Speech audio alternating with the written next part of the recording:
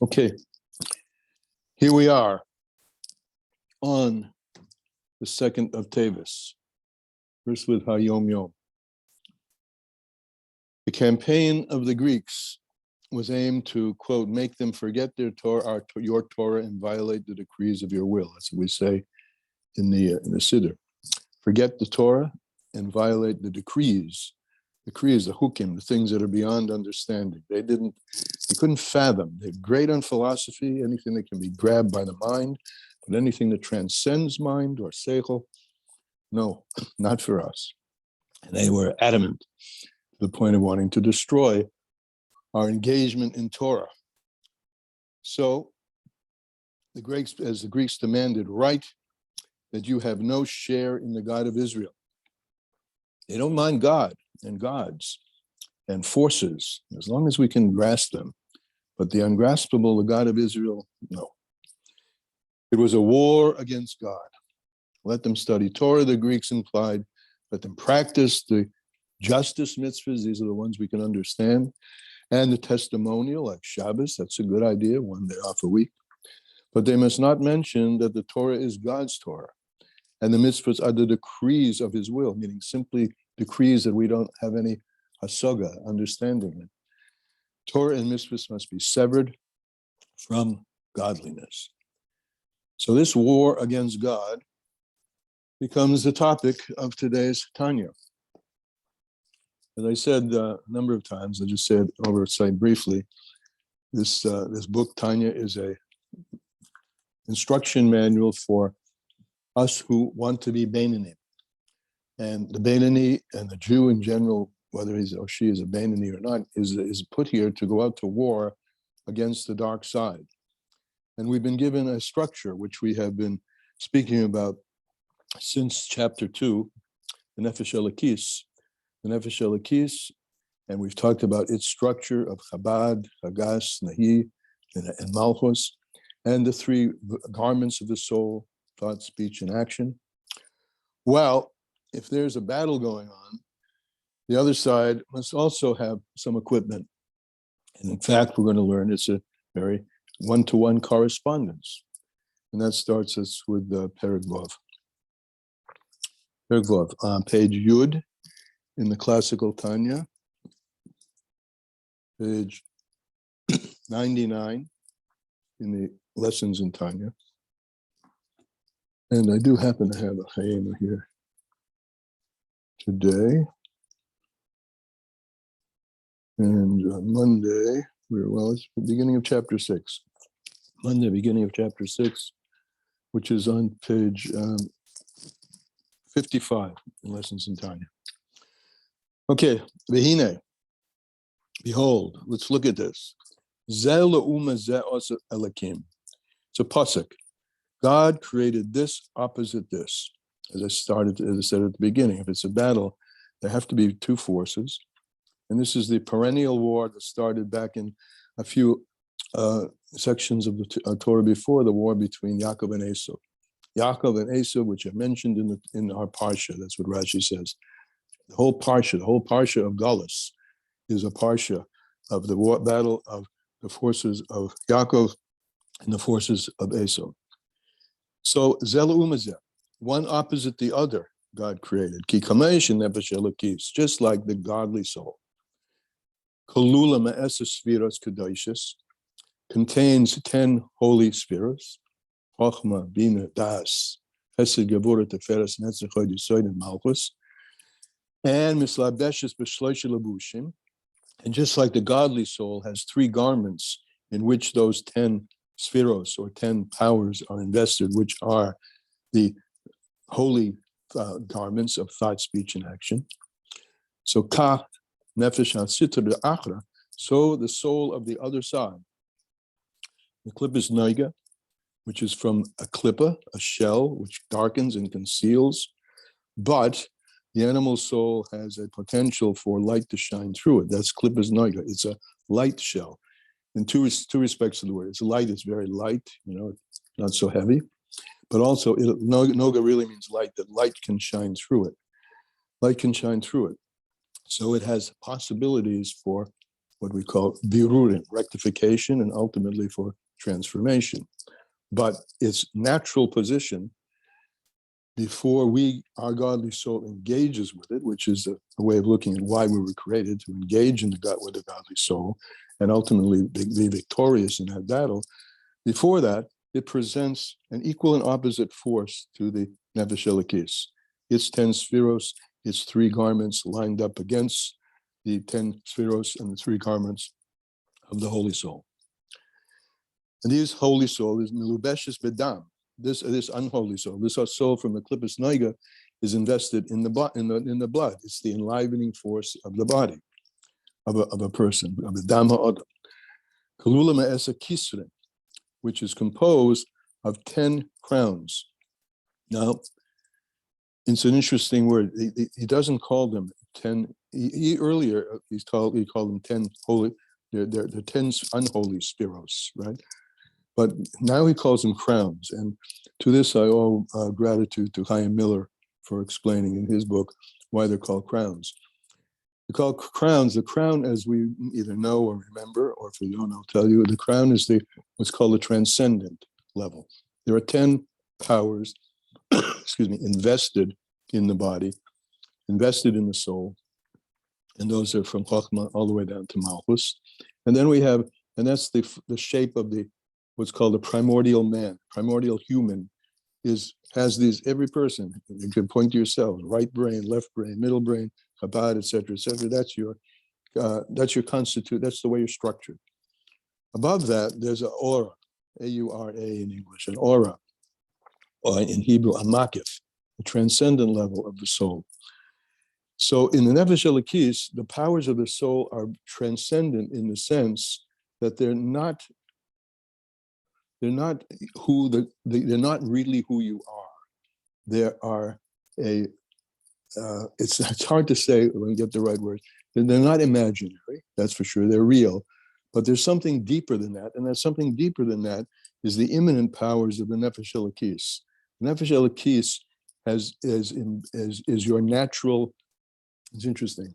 Rabbi Ginsburg, Yitzhak Ginsburg, calls this awareness of the godly soul, the natural consciousness. It's the real you, who you really are. And the Nefesh Bahamis, like you said, is a klippa, is a covering over. And just like a covering over is on top of and not invested in the fruit, right? It's outside the fruit, not in the fruit. So the 10 powers of the ungodly soul are called crowns, because they're not really invested in you. Your real investment, your toichin, your panemius of power in who you really are is the Nefesh Elokis. But the Nefesh Bahamis presents itself in reality, not in imagination, and with its full strength to help you bring out who you really are by giving you an opportunity to go to battle, and by coming through that battle to reveal who you really are. So it's called Eser Kisrin, 10 crowns. 10 crowns de misabuta. I'm back inside. 10 crowns of impurity. Shehen Sheva Midos Rais, which he has 7, the Nefesh Bahamis has 7 midos, but they're evil. Now here we come up with a very fundamental thing something to lay down as a plank when we use the word evil. As I said way back at the beginning, we're not going to talk about, we have a definition in here that's different from the world at large. From the world at large, thinks evil when somebody does something which is just blatantly horrible. Now, we have to come up with a way of finding a different definition, because the majority of humans, if we go back to chapter 1 of the Tanya, we have a tzaddik, a ra'al tzaddik, who has a bit of evil in him. What does that mean? That the tzaddik has some capability of doing really horrible things? It can't be like that. And we have a rush of a toivlon. We have an evil person who has good. And what does that mean? So when we come up to the word evil, the way the Alter Rebbe defines evil is anything that's against or not aligned with holiness. So don't be afraid when someone says, Al Pi Tanya, most of us are rush of a toivlon, rashoyim. In other words, that our disalignment with holiness is more predominant than our alignment with holiness. And we have been given equipment to change that balance so that the alignment with Kedusha is overcomes more often is the case than our disalignment. So the Tev is the alignment with Kedusha, and the Rasha, the Ra, is the disalignment with Kedusha. So the animal soul, the Nefesh Bahamis, has 7 midos rois, abois ma'arba yisoidis roim, which come from, excuse me, the 4 unclean fundamentals. We defined those unclean fundamentals earlier. They are there's a fundamental of the foundation of fire, earth, air, and water, right? The fiery earth is gaiva, right? The earth is depression. The water is pleasure, etc. So those 4 fundamentals can be either on the side of Kedusha, where my pleasure is in Kedusha, where my gaiva is my confidence in not self-centeredness, my confidence and my strength to overcome the negativity, and my fire is a fire of yearning for God, etc. Or they can be invested in the dark side, the other side.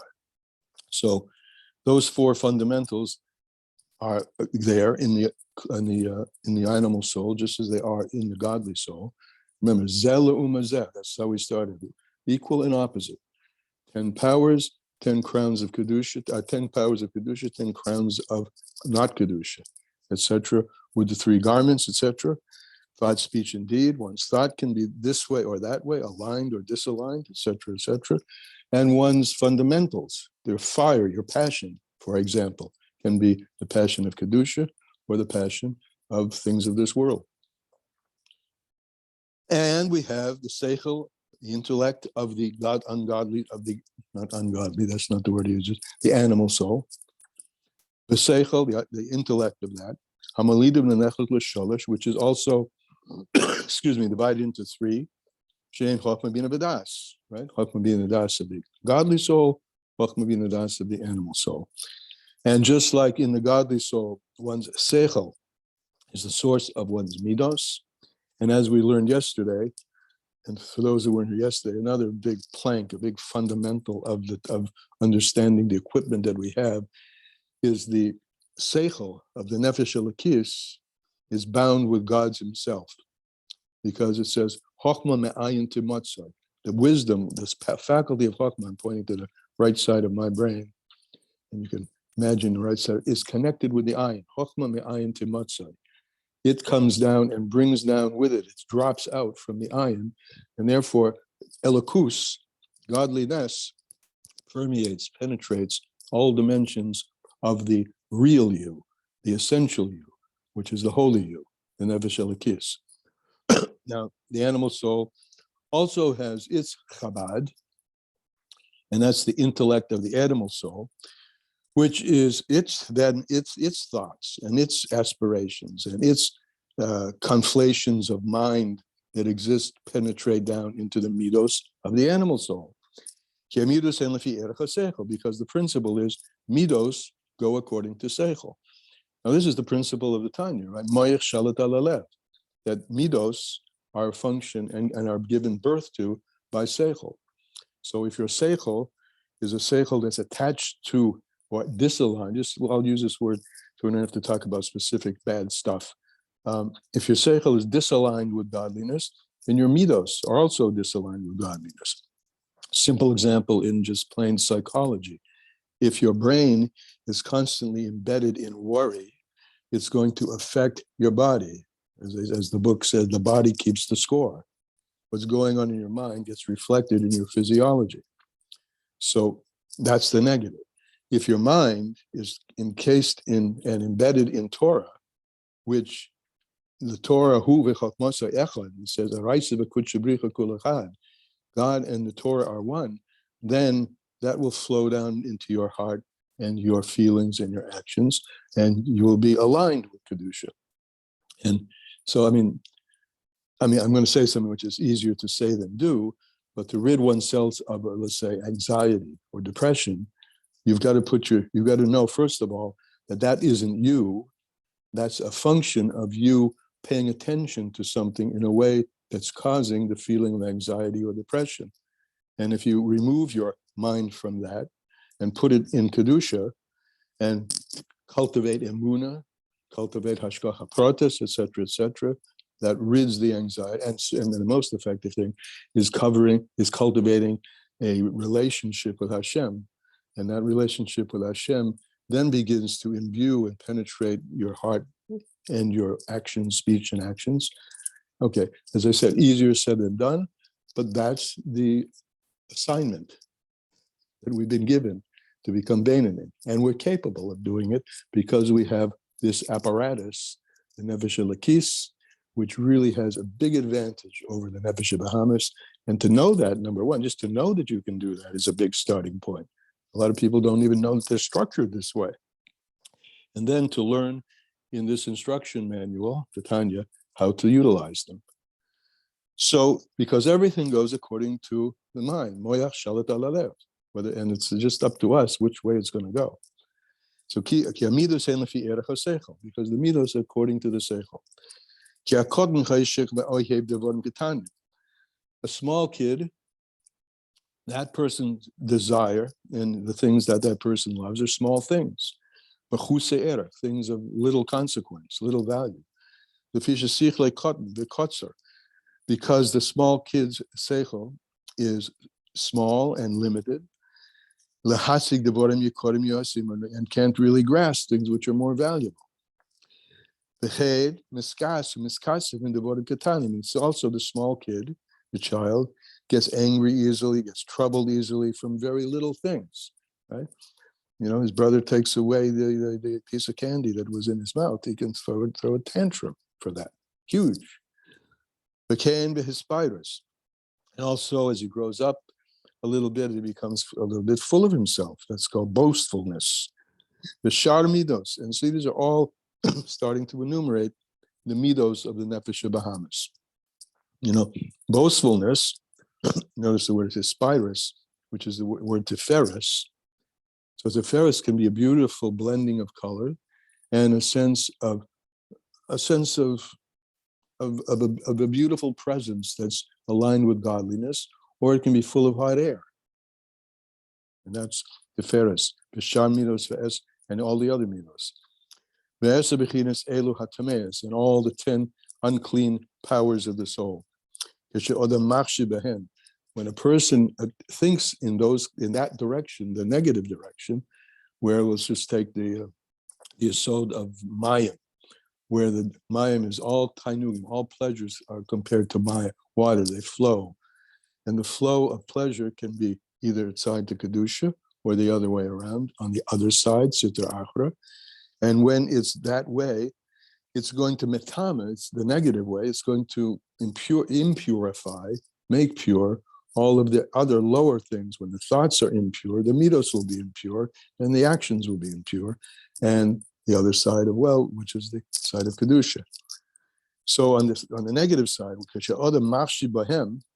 when a person attaches his or her thoughts to the negative side, or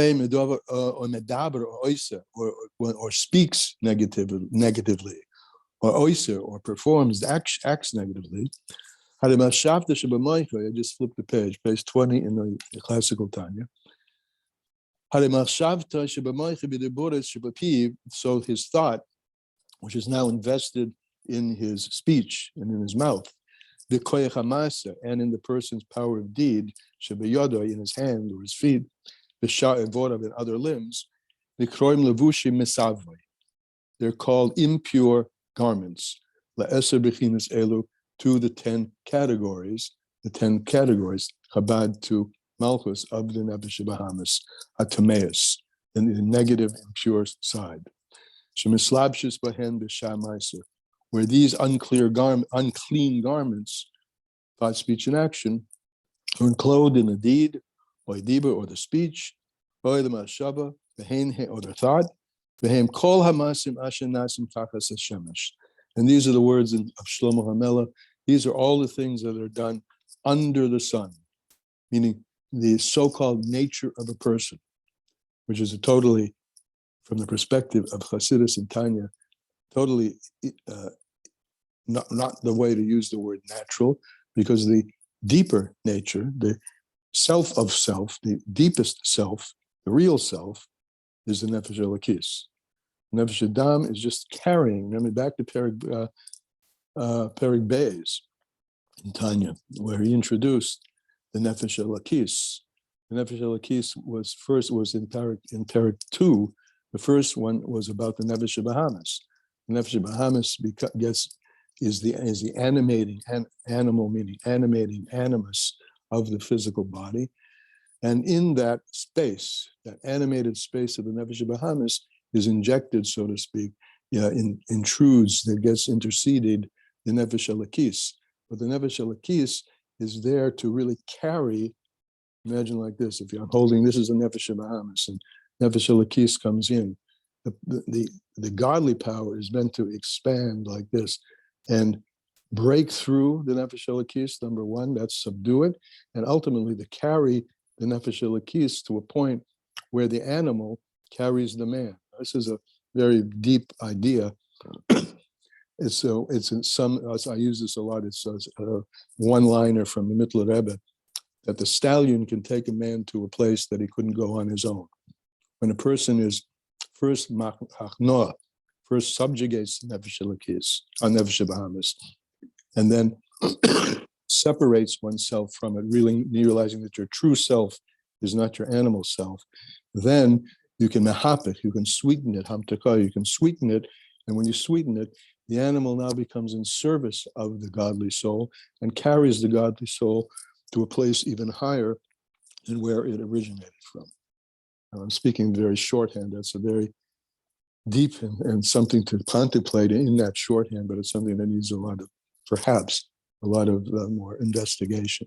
But just think of the wild stallion, when it's harnessed, can now be saddled and take the Adam, which is the Nefesh Elokis, up the mountain and down into the valley to places that the Nefesh Elokis couldn't travel without having first subjugated and sweetened the Nefesh Bahamas. So the Nefesh Elokis is invested in the Nefesh Bahamas. And when a person puts all of his koichos or her koichos into the Nefesh Bahamas, then the powers of one's seichel into the thought, speech, and action, then hem masim asher nasim tachas hashemesh. Then these are the deeds which Shlomo Melech called under the sun, not transcendent, not godly, under the sun. This is nature, the natural soul. Again, I'm not confused the word. For the nature of the physical, the nature of the human body. Asher hakol rois, hevel rois, which everything from that perspective is what they translate usually as vanity, which is really bad breath. Hevel rois. Hevel is wind, and rois is bad. Ruach, rois ruach. Hevel v'rois ruach. Breath and bad wind. Vanity, they translate it also. Hevel is vanity. Mishikotze b'zohar is written in Zohar in Parshas B'Shalach, Shehein taviru deruchoi. These broken spirits, the spirits which are apart from, separated away from godliness, the Zohar calls the broken spirit. And this includes all things and all thoughts which are not to Hashem. And that's a one-liner definition of evil, of Ra, according to Tanya. And as I said earlier, it doesn't have to be a dastardly action. Anything and any thought which is not to Havaya, aligned with Havaya, is called Ra, and bad. And anything which is aligned is called Toiv. So anything which is not aligned to Hashem, v'retzoinai, and to God's will avedasai, and to His service, shezehu pirish lashon sitra achra. That's what's called the other side, as opposed to the side of Kedusha. Kitzad achra she'enu tzad Kedusha. It's an other side, which is not the side of holiness. The side of Kedusha in ela hashros v'hamshachos mikudashu sela kodesh baruch hu. The side of holiness, excuse me, the side of holiness is the side which is always aligned with HaKadosh Baruch Hu. Ve'en HaKadosh Baruch Hu shora ela davar batel etzlei. And Hashem, the Holy One, blessed be He, can dwell only in one who is given over to him. And Esley is born. It was given over to him, may he be blessed. Ben b'poil mamish, whether your given overness is in actuality, like the angels, whose whole existence and only existence is to do the shlichus, the messengership of Hashem. Ben b'koyach, or whether it's in potential, like us. B'chol ish Yisrael, b'chol every Jewish person, lamata down here below. And this is the power of a powerful line. Every Jewish person needs to know that one has the power to be completely open, completely unencumbered by anything, to and be exposed to and absorb the force of the Ein Sof through the power of Chokhmah and all the other attributes, powers and attributes and garments of the godly soul. Up to the point of even totally giving over your life, giving over your soul, al kedushas Hashem, for the holiness of Hashem. That's in the power, I'm just repeating his words, that's in the power of every Jewish person to have that level of complete openness and be an empty vessel for godliness. Therefore, our sages have said, oh, Yehuda has a hand up. I haven't seen Hi, it. I can wait. I'll wait until you're finished. Okay. Therefore, our sages said, even one person, a singular Jew who sits and is occupied in Torah, Shechina Shruya, the divine presence rests upon that person. In all 10, when 10 people get together, Shechinta Shori La'olam, the Shechina dwells forever. So the idea is only by setting aside one's presumptions and the so-called, quote, natural things that appear in front of a person, and opening oneself up to the transcendent, the godly, which is the real natural self, the essence of who you really are. So only by doing that can one become a vessel for godliness, and in that sense, be full of the light of holiness rather than being full of the dark light of the opposite of holiness. And that's today's Tanya. Yehuda, if you want to ask or comment? Yeah, it may have been premature. I'm still kind of digesting it. It's just so also interesting to me. And you talk about the predominance of the godly soul and how that's truly who we are.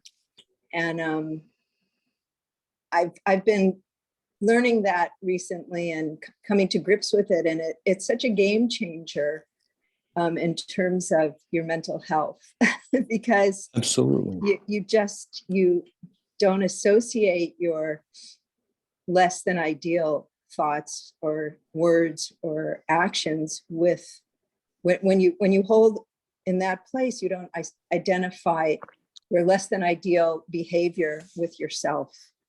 And it's as someone who struggled with that kind of self-esteem, for much of my life, I'm someone who's hard on herself, who's always been hard on herself. It's such a revelation in terms of how you view yourself and vis-a-vis your relationship with Hashem and your godly soul. So it's interesting because you realize that this isn't your true self. When you come to that revelation, then you're empowered, because you now have some other part that you can utilize to do and to dialogue with. Rabbi Yitzhak Ginsburg has a book on Kabbalah and psychology, and it's all founded on the three basic principles of the Baal Shem Tov about how to deal with the Yetzer Hara. One is Hachna, subjugate it. Try, So there's a Chazal that says, if when worry is in your heart, you should talk about it, and the other is you should detach yourself from it, which is the second. Realize that you have a power. That's the second piece. Havdalah. Achnos, subjugation, then Havdalah. You can separate yourself from that because it isn't really you.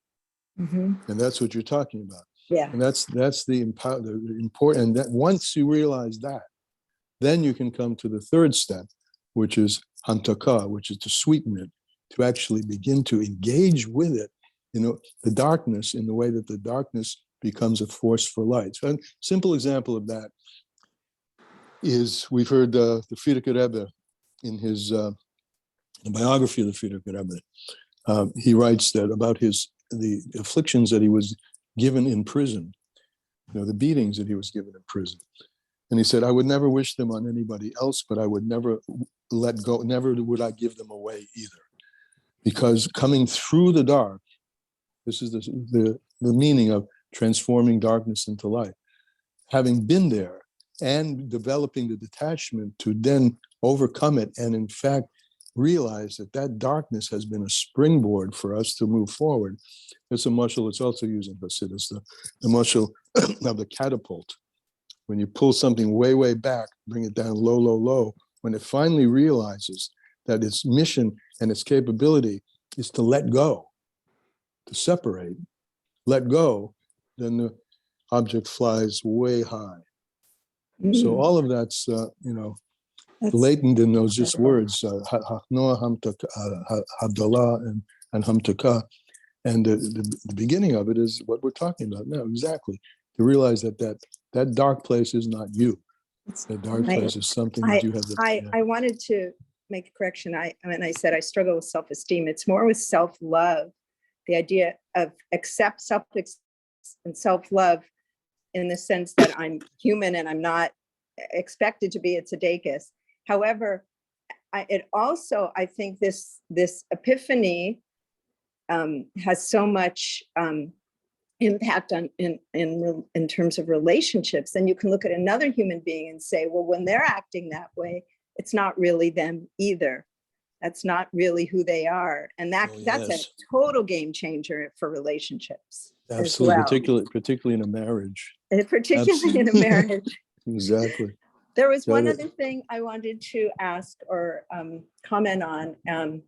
In terms of the godly soul dwelling primarily in the brain, would you say that, and maybe you've touched upon this while I was away, but that is particularly in the prefrontal cortex, and that the other part of the brain, the reptilian brain, the amygdala and all of that is where the animal soul dwells? Because the mind and I get a little confused in terms of our mind. Is our mind part of the animal soul, or is our mind part of the godly soul? Right, the latter part I can comment, but the actual physical locations I can't. I don't know anything about that. Maybe somebody else does who can come on. But the latter, koyach, the brain is a container for 3 levels that are spoken about in Hasidus. The top is called the maskil, or the koyach hamaskil, the power of intellectualization. It's a potential. And that's the deepest part of the brain. Now, I guess someone else can tell me if these align to physical parts of the brain. I don't know. The maskil, which is the source of intellect. The koyach hamaskil, actually 4 parts. The koyach hamaskil, which is now the materialization of that power. It's the power. It's the koyach. It's the potential to do the next thing down, which is seichel, to actually have intellect. So you have maskil, koyach seichel, and then machshava, thought. All of those are parts of the brain. Capabilities of the brain. How that aligns to the actual physical structure, I have no idea. Okay, thank you. Yeah.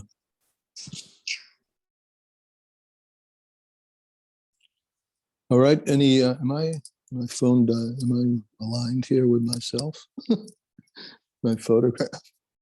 All right, anybody else? Okay, now we should have some nice bechein here. So what? So what? What are we going to do with all of what we just did in the last 35 minutes? Yes, Manuka.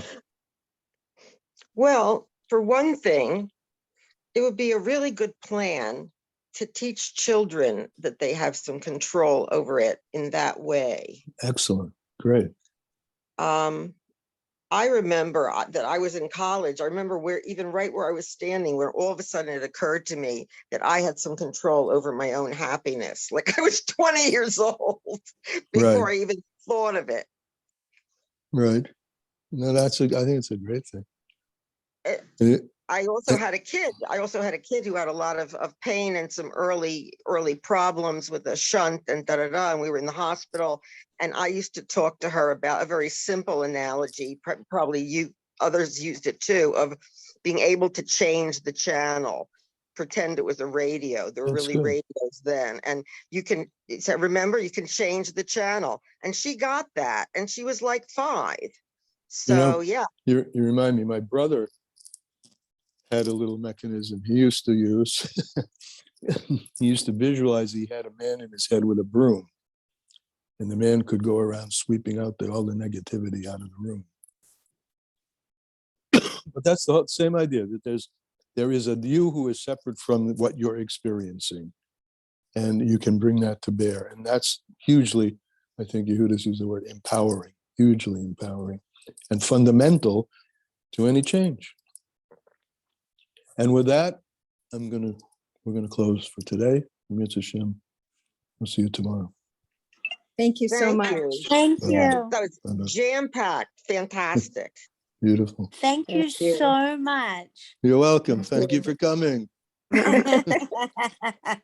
Bye-bye. Bye-bye.